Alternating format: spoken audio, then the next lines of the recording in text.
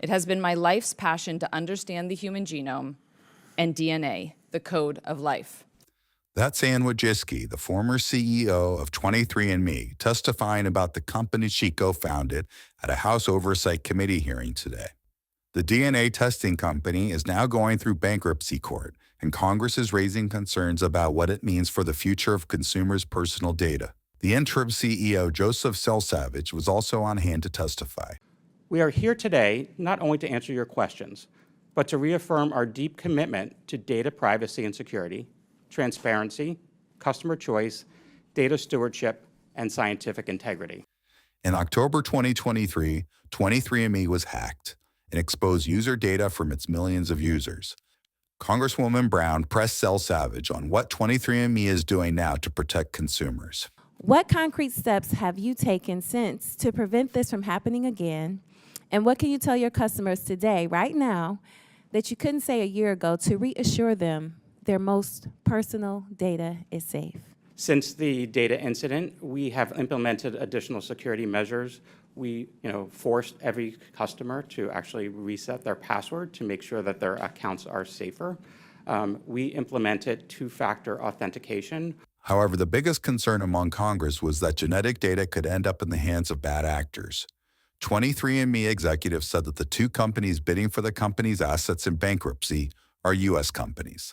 Congressman Luna wanted to know if consumers can opt out and what happens to their data. In the event that they choose to opt out, delete their data, what happens to the data? Is it gone forever? Is there, an area where it can be pulled back up after deleted? What happens? When I was during my tenure, when I was CEO, and I can only speak about that since I've not been there since March, if a customer wanted to delete their data, it was irreversible. It was gone. So if you wanted to delete your data, it was gone. Congressman Min argued that regulation needs to be put in place that gives the consumer the ability to opt in to transfer their data to a new company. You fall into a clear regulatory gap here between HIPAA and GINA, as I think has been described. And I think this is one of those rare instances where my Republican colleagues and I we all agree on the problems that this raises. And I think it's clear that we need some kind of regulatory protection. So I guess I'm going to ask you, in the meantime, before we address this with law, I want to echo the point made by my colleague, Rep. Presley.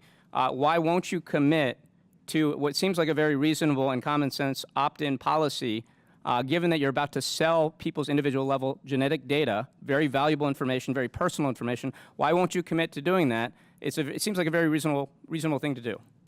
Congressman, we believe our customers have already consented to this transfer of their data through the consents that they signed up for when they signed up for the service. Second, we've provided the customers with notice of the bankruptcy and will be providing them with notice of who the company will Do you check every email you read?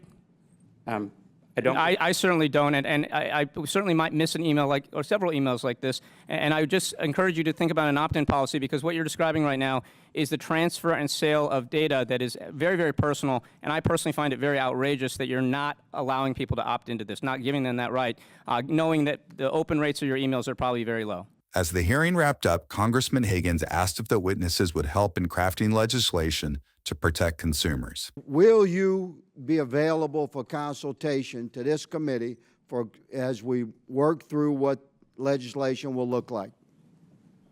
I would be honored to help and participate however I can to help make sure that genetic... However you can. Thank you, ma'am. Good, sir? And likewise, I'd be happy to help. Keep up to date on all the latest Congress news right here. And don't forget to like and subscribe.